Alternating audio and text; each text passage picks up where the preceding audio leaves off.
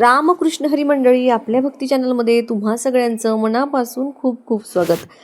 उद्या सोमवती अमावस्या आहे. यावेळी अधिक मास म्हणजेच पुरुषोत्तम मासाची समाप्तीसुद्धा याच दिवशी होत आहे. दुसरी सर्वात चांगली गोष्ट म्हणजे की या दिवशी सूर्याची संक्रांती होत आहे. भगवान भास्कर म्हणजेच सूर्य आपले राशी परिवर्तन करत असून मिथुन राशीमध्ये प्रवेश करत आहे. म्हणूनच याला मिथुन संक्रांती म्हणतात आणि चंद्रसुद्धा मिथुन राशीमध्ये प्रवेश करत आहे. त्यामुळे अनेक गोष्टींचा चांगला योग जुळून येत आहे. तर सोमवार जो शिवजींना प्रिय आहे, दुसरे म्हणजे अमावस्या जे पितरांना प्रिय आहे, तिसरं म्हणजे पुरुषोत्तम मास जो नारायण म्हणजेच विष्णूंना प्रिय आहे, चौथं म्हणजे सूर्याची संक्रांती आणि पाचवं म्हणजे चंद्राची संक्रांती. म्हणूनच हा दिवस अजिबात चुकवू नका. बघा, अमावस्येच्या दिवशी देखील आपल्याला माता लक्ष्मीची सेवा करायची आहे. त्याने आपल्या धार्मिक समस्या दूर होण्यासाठी मदत मिळते. पण ही सोमवती अमावस्या असल्यामुळे भगवान शंकराची देखील आराधना करायची आहे. त्याचसोबत काही उपाय देखील आपल्याला आवर्जून करायचे आहे. कारण प्रत्येक अमावस्येला जर आपण उपाय केले तर त्याने आपल्या घरातील वास्तुदोष दूर होऊन जे काही पितृदोष आहेत देखील दूर होण्यासाठी मदत मिळते आणि घरातलं वातावरण जे आहे ते सकारात्मक होतं. तर हा अनुभव तुम्हाला घ्यायचा असेल तर प्रत्येक सोमवारी आवर्जून छोटे छोटे उपाय करून बघा. आता बघा कसं होतं, पितृदोष आहे, मग हे करा, याची शांती करा, त्याची शांती करा, याच्यामध्ये खूप पैसा जातो, परिस्थिती नसते. मग त्यापेक्षा जर प्रत्येक अमावस्येला जर आपण असे छोटे छोटे उपाय केले तर काय हरकत आहे बरं.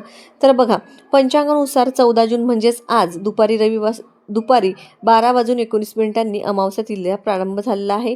15 जून रोजी सोमवारी सकाळी 8:23 असणार आहे, म्हणजेच उद्या सोमवारी अधिक महिन्याची अमावस्या आहे आणि ही सोमवारी असल्यामुळे सोमवती अमावस्या म्हणून ओळखली जाणार आहे. तर सोमवारी आपल्याला कोणत्या सेवा करायच्या आहे या संदर्भात आपण व्हिडिओ बघितलेला आहे. उपाय देखील मी तुम्हाला सांगितलेला आहे. तर बघा, आपल्याला रविवारी दुपारी 12:19 आपण हे उपाय करू शकतो. म्हणजे आज आपण दुपारनंतर किंवा मग उद्या सकाळी सकाळी तुम्ही हे उपाय करू शकता. पण रविवारी तुम्ही करण्याचा प्रयत्न करा. अधिक मासातील ही अमावस्या आहे, त्यामुळे हे उपाय तुम्ही 3 वर्षातून करणार आहे, त्यामुळे ही संधी गमावू नका. उपाय नक्कीच करा. बघा, तुम्ही आज दिवसभरातही करू शकता किंवा उद्या सकाळी देखील करू शकता. आता फक्त तुम्हाला 2 गोष्टी आता बघा, उपायासाठी लागणार आहेत फक्त 2 गोष्टी. एक म्हणजे दही आणि दुसरं म्हणजे भात. आता ह्या दोन्ही गोष्टी प्रत्येकाला उपलब्ध होतीलच अशाच आहेत. त्यामुळे फार मोठे मोठे उपाय करण्यापेक्षा किंवा फार मोठ्या मोठ्या पूजा अर्चा करण्यापेक्षा जर आपण हे छोटे छोटे उपाय जरी केले तरी त्याचा आपल्याला जो काय त्रास होत आहे तो कमी होण्यासाठी मदत होईल. तर चला, आता मी दही भाताचे कुठले उपाय आहेत तर ते तुम्हाला सांगते. तर बघा, तुम्हाला काय करायचं आहे, तुम्हाला दही भाताचा एक अतिशय प्रभावी उपाय सांगणार आहे, जो अमावस्येला केला जातो. तुमच्यापैकी बरेच जे जण हा उपाय करत सुद्धा असतील, कारण खूप जुन्या काळापासून चालत आलेला अतिशय प्रचलित असा आणि प्रभावी असा हा उपाय आहे. उपाय केल्यामुळे आपल्याला बऱ्याच प्रकारचे फायदे होतात, ते सुद्धा तुम्हाला याच व्हिडिओतून जाणून घ्यायचं मिळेल. तर बघा, बऱ्याच जणांकडून दहीभाताचा हा उपाय करताना काही चुका होतात, त्यामुळे या उपायाचा कोणताही प्रभाव तुम्हाला बघायला मिळत नसेल तर बघा, दही भाताचा उपाय म्हणजे योग्य पद्धतीने कसा करायचा, तर कोणत्या कारणांसाठी हा दही भाताचा उपाय केला जातो, यामध्ये कोणत्या चुका करणं आपण टाळलं पाहिजे, हे सर्व आपण आधी बघणार आहोत. बघा, सगळ्यात आधी तर हा दही भाताचा उपाय नक्की कोणत्या कारणांसाठी करायचा हे आपण समजून घेऊया. पहिली गोष्ट म्हणजे आपल्या घरात जर काही वास्तुदोष असतील तर ते दूर करण्यासाठी दर अमावस्येला हा उपाय करू शकतो. दुसरी गोष्ट म्हणजे पितृदोष निवारणासाठी पितरांच्या आत्म्याला शांती सद्गती मिळावी, सदैव संतुष्ट राहावेत आणि त्यांचा आशीर्वाद आपल्याला पाठीशी कायम राहावा, म्हणून प्रत्येक अमावस्येला देखील उपाय करण्याची पद्धत आहे.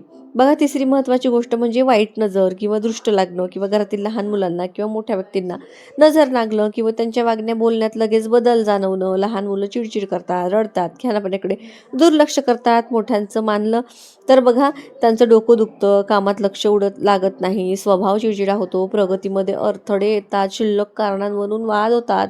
तर यासाठी देखील उपयोगी पडतो. आणि चौथी गोष्ट म्हणजे बऱ्याच घरांमध्ये अमावस्या का पौर्णिमा आली की विनाकारण कटकटी भांडणं सुरू होतात. काही जणांना तर या तिथींना भीती वाटते की मन सैरभैर होतं. अशा वेळी घरातील वातावरण शांत ठेवण्यासाठी आपल्याला हा उपाय करायचा असतो. फक्त प्रत्येक समस्येसाठी हा उपाय करताना त्यात थोडेफार बदल करावे लागतात. ते बदल कोणते आहेत ते देखील मी तुम्हाला प्रत्येक कारणानुसार समजावून सांग. तर बघा, सगळ्यात प्रथम म्हणजे पहिले आपल्याला दही भात कसा बनवायचा याबद्दल माहिती बघू. भात बनवण्यासाठी आपल्याला तांदूळ लागतील, तर ते तांदूळ तुम्ही साधारणतः तुमची एक मूठ भरल एवढं घ्यायचे आहेत. तुम्ही तांदूळ व्यवस्थित निवडून घ्या. तांदूळ आहेत ते आपण एकदा निवडले की डायरेक्टसुद्धा पाण्यामध्ये शिजायला टाकू शकतो, किंवा मग तुम्हाला जर ते धुवून घ्यायचे असतील तर ते तुम्ही धुवूनसुद्धा घेऊ शकता. मात्र त्यामध्ये तुम्हाला मीठ, तेल, हळद काहीही अजिबात टाकायचं नाही. फक्त तसेच्या तसे तांदूळ तुम्हाला शिजवायचे आहेत. फक्त पाण्यामध्ये तो भात आपल्याला शिजवून घ्यायचा आहे. अशा पद्धतीने भात शिजवल्यानंतर एक अजून काळजी घ्यायची आहे की हा भात फक्त उपयांसाठीच शिजवायचा आहे. हा भात खाण्यासाठी वापरायचा नाही. हवा तर तुम्हाला बनवायचा असेल तर तो वेगळा बनवा, यामध्ये तो बनवू नका. हा वेगळाच राहू द्या. त्यानंतर आपल्याला जे दही घ्यायचं आहे ते तुम्ही गाईच्या दुधापासून बनवलेलं असू द्या किंवा म्हशीच्या दुधापासून असू द्यात. कुठलंही दही तुम्हाला या ठिकाणी चालणार आहे. एकदा की भात शिजवला की तो थोडासा थंड होऊ द्यायचा. नंतर आपल्याला तो उपायासाठी वापरायचा आहे. आता यातला जो पहिला उपाय असणार आहे तो कशासाठी आहे, तर आपल्या पितरांना शांती मिळण्यासाठी आपल्याला हा उपाय करायचा आहे. बऱ्याचदा बघा, आपल्याला पितृदोषामुळे अनेक अडचणींना समोर जावं लागतं. जसं की घरामध्ये संतानप्राप्ती होत नाही, संतानप्राप्ती झाली तरीही फार चिडचिड किंवा मग भयंकर त्रास आपल्याला त्या मुलांना होत असतो. जी लक्षणं आहेत ती पितृदोषाची असतात, किंवा कामांमध्ये सतत अडथळे निर्माण होणं, एखादं काम हाती आलं तरीही ते होता होता राहून जाणं, असं बऱ्याचदा घडतं. असं असतं बघा, असं असतं. जर या अशा गोष्टी घडल्या तर समजायचं की पितृदोष आहे. जो पितृदोष आहे तो दूर करण्यासाठी नारायण, नागबली वगैरे हे कार्यक्रम दिले जातात. ते करणंही तितकंच गरजेचं असतं. पण एखादा कार्यक्रम करायचा म्हणजे सोपी गोष्ट नाही, कारण त्यासाठी पैसा देखील लागत असतो आणि लगेचच आपली आर्थिक परिस्थितीही नसेल तर आपण ह्या गोष्टी करू शकत नाही. पण तोपर्यंत आपण काही उपाय नक्कीच करू शकतो, तर जेणेकरून आपल्याला त्या त्रासांपासून थोडीशी का होईना मुक्तता नक्कीच मिळेल. त्यासाठी हा दही भाताचा उपाय खूप उपयुक्त आहे. तर बघा, हा जो दही भात तुम्ही शिजवलेला आहे त्यातला थोडासा भात काढून घ्यायचा आहे. आता हे बघा, या ठिकाणी मी तुम्हाला 5 उपाय सांगणार आहे की त्यापैकी तुम्हाला जेवढे करणे शक्य होणार आहे तेवढे करा. तुम्ही एकच उपाय करणार आहात तर मग सगळा भात तुम्ही घेऊ शकता. पण तुम्हाला 4-5 उपाय करायचेच असेल तर थोडा थोडा त्यातला भात तुम्ही वापरू शकता. तर थोडासा भात तुम्ही काढून घ्यायचा, त्यामध्ये अगदी चमचाभर दही मिक्स करा आणि हा जो भात आहे तो एखाद्या केळीच्या पानावर किंवा एखाद्या पत्रावळीवर द्रोणमध्ये किंवा अशी एखादी डिश ज्यामध्ये तुम्ही घरातली कोणतीही सदस्य त्यामध्ये जेवण करत नाही किंवा ती वापरता आणत नाही, अशी एखादी डिश कायमस्वरूपी ठेवायची तुम्ही घरामध्ये राहू द्या, जेणेकरून प्रत्येक अमावस्येला आपल्याला हे उपाय करता येतील. आता जो भात आहे तो अशा पद्धतीने त्या प्लेटमध्ये ठेवायचा. शक्यतो प्लास्टिकच्या भांड्यांचा वापर करू नका. स्टीलचंच भांडं घ्या किंवा सरळ पत्रवडी घ्या. आता हा जो भात आहे तो तुम्हाला तुमच्या गच्चीवर, तुमची गच्ची असेल तुम्ही गच्चीवर नेऊन ठेवू शकता किंवा गॅलरीमध्ये ठेवलं तरी चालेल, किंवा जमिनीवर तुमचं घर असेल तर त्या ठिकाणी तुम्ही ठेवलं तरी देखील चालू शकतं. पण शक्यतो दक्षिण दिशा निवडायचा प्रयत्न करा. दक्षिण दिशा असेल तर खूप उत्तम राहतं. हा जो उपाय आहे तो पितरांसाठी करत आहोत. फक्त साधा भात आणि 2 चमचे दही झालं तर मग हरकत नाही, कुठंही ठेवा. पण हा दक्षिण दिशेला आपल्याला हा भात ठेवायचा. जसं देवाला नैवेद्य दाखवताना आपण बघा, जसं देवाला नैवेद्य दाखवताना आपण दक्षिण दिशेला हा भात ठेवतो, देवाला नैवेद्य दाखवताना भरीव चौकोन करतो, तशाच पद्धतीने आपल्याला गोल काढून घ्यायचा आहे. पाण्याने गोल बनवायचं आणि त्यावर आपल्याला ही प्लेट ठेवायची आहे. त्यानंतर पितृदेवांचे स्मरण करायचं. आपल्याकडून काही चूक झालेली असेल किंवा नसेलही झालेली तरीही त्याची क्षमा मागायची आणि आपल्याला पितृदोषापासून मुक्त होण्यासाठी त्याची मनोभावे आराधना करायची, त्यांना प्रार्थना करायची आणि अशा पद्धतीने तो दही भात त्या ठिकाणी ठेवून द्यायचा. जर तुम्हाला शक्य असेल तर तुम्ही त्या ठिकाणी पितृस्तोत्र, पितृस्तुती देखील म्हणू शकता. ते नित्यसेवेमध्ये तुम्हाला बघायला मिळेल. हा उपाय तुम्ही आवर्जून करून बघा. आता हा जो भात आहे तो पक्षी येऊन खाऊन जातील. अगदीच दुसऱ्या दिवशी तुम्हाला तो तसाच दिसला, नाही खाल्ला, तर मग तुम्ही सरळ तो झाडाखाली टाकून द्या किंवा खाली कुठे जमिनीवर तुम्ही ठेवून आला तरी चालेल. इतर पशुपक्षी खातील, पण अशा पद्धतीने हा उपाय तुम्ही आवर्जून करा. त्यानंतर दुसरा जो उपाय सांगणार आहे तो खास आपल्या घराची दृष्ट काढण्यासाठी आहे, घरातील नकारात्मकता घालवण्यासाठी आहे, किंवा काही वास्तुदोष असेल तर ते घालवण्यासाठी आहे. आता बघा, अशातच देखील प्रकारचा दहीभाताचाच आपल्याला तयार करून घ्यायचा आहे. जसा पहिले सांगितला, एखाद्या कागदावर किंवा पत्रवाडीवर तुम्हाला घ्यायचा. आपल्या संपूर्ण घरामध्ये तो हातात घेऊन फिरायचा. फिरताना आपल्याला ओम वास्तुदेवताय नमः असं म्हणायचं आणि मनामध्ये एक शुद्ध भाव ठेवायचा की या उपायाने माझ्या घरातील नकारात्मकता दूर जाणार आहे. असा शुद्ध भाव जर तुम्ही ठेवला आणि विश्वास ठेवून जर ह्या सेवा केल्या तर ज्या काही गोष्टी आहेत त्या केल्या तर निश्चितच तुम्हाला फरक जाणवेल.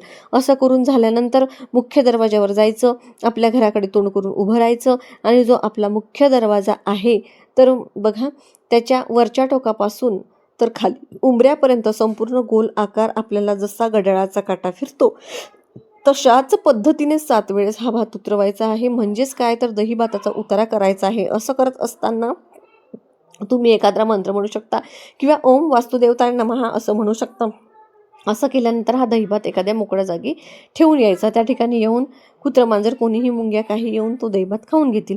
अशा पद्धतीने आपल्याला हा उपाय करायचा आहे. आता याने हा उपाय केलेला आहे त्या व्यक्तीने हातपाय धुवून आणि मगच आपल्या पुढच्या कामाला लागायचं आहे. उपाय करत असताना मौन व्रत धारण करायचंच आहे हे लक्षात ठेवा. तिसरा जो उपाय आहे त्यासाठी तुम्हाला छोटीशी गौरी घ्यायची आहे. आता गौरी प्रत्येकाच्याकडे असतातच. त्यावर तूप टाकायचं, ते पेटवायचं.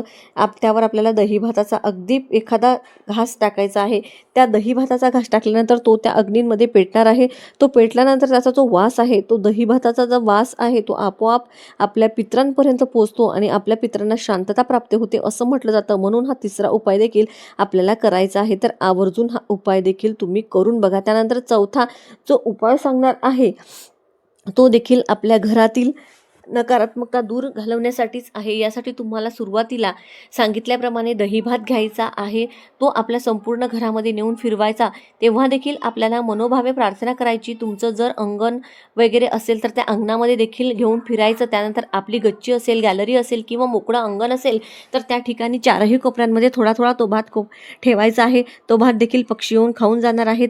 दुसऱ्या दिवशी उरला तर तो तुम्ही कचऱ्याच्या डब्यामध्ये म्हणजे निर्माल्यामध्ये वगैरे तुम्ही ते टाकू शकता किंवा जमिनीवर कुठेतरी ठेवून येऊ शकता किंवा जेणेकरून दुसरे प्राणी येऊन पक्षी येऊन ते भात खाऊन जातील. अशा पद्धतीने हा जो पुढचा उपाय तुम्हाला करायचा आहे. त्यानंतर घरामध्ये जर सातत्याने एखादी व्यक्ती आजारी पडत असेल तर त्या व्यक्तीसाठी देखील तुम्ही अशाच प्रकारे दैवाताचा उतारा नक्कीच करू शकता.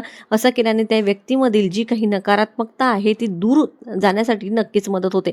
आता बघा घरामध्ये आजारपण आलं तर आपण सर्वात अगोदर डॉक्टरकडे जाणं गरजेचं आहे. कारण आपल्याला आध्यात्मिक आणि वैज्ञानिक दोन्ही गोष्टींचा आधार घ्यायचा असतो. पण बऱ्याचदा असं होतं की आम्ही खूप डॉक्टर केलेत, आम्ही खूप पाण्यासारखा पैसा खर्च केला आहे, तरीसुद्धा याला काय झालेलं आहे कळत नाही, कुठला आजार आहे कळत नाही, तरीही काही फरक पडत नाही. तर तुमच्या घरामध्ये किंवा परिस्थिती निर्माण झाली असेल तर काहीतरी निगेटिव्हिटी तुमच्या घरामध्ये असू शकते. त्यामुळे तुम्ही हा उपाय आवर्जून करून बघा. त्यासोबतच तुमचं जे काही औषध पाणी आहे ते तुम्ही चालू ठेवू शकता. त्यानंतर अमावस्येच्या दिवशी आवर्जून गाईला देखील दही भात खाऊ घालावा. बऱ्याचदा आपण गाईला चाण्याची डाळ गूळ खाऊ घालत असतो, पण अमावस्येच्या दिवशी गाईला जर आपण दही भात खायला घातला तर त्याने देखील आपल्याला अनेक दोषांपासून मुक्तता मिळण्यासाठी मदत मिळत असते. त्यामुळे हा देखील उपाय तुम्ही करून बघा. त्यानंतर पितरांच्या शांतीसाठी आपल्याला कावड्यांसाठी देखील दहीभात ठेवायचा आहे. तो देखील तुम्ही गॅलरीमध्ये ठेवू शकता, गच्चीवर ठेवू शकता, तुमच्या अंगणामध्ये ठेवू शकता. पण अशा पद्धतीने कावड्यांसाठी दहीभात आवर्जून ठेवा. दररोज जर आपण कावड्यांना काहीतरी खायला दिलं, चपाती असू द्या किंवा दहीभात असं, साधा भात असू द्या, काहीही कुठलाही पदार्थ जर आपण घरी येऊन काळा खात असेल तर नक्कीच आपल्या पितरांचा आशीर्वाद आपल्याला प्राप्त होत असतो. आपल्याकडून एक प्रकारे आपल्या पितरांची सेवा घडत असते. पण दररोज जर शक्य होत नसेल तर अमावस्येच्या दिवशी कमीत कमी आपण ही छोटीशी गोष्ट करायलाच हवी. आता या ठिकाणी समजा कावडे आले नाही, फार टेन्शन घ्यायचं गरज नाही. दुसरे पक्षी येऊन जर ते पदार्थ खात असतील तर हरकत नाही. स्वामी भक्त हो. कावड्यांसाठी हे दक्षिण दिशेलाच तुम्हाला अशा प्रकारे दहीभात ठेवायचा आहे. जर या ठिकाणी मी तुम्हाला 5 ते 6 उपाय सांगितले आहेत, त्यापैकी कुठलाही एक उपाय तुमच्याच्यानं शक्य झाला तर आवर्जून करा.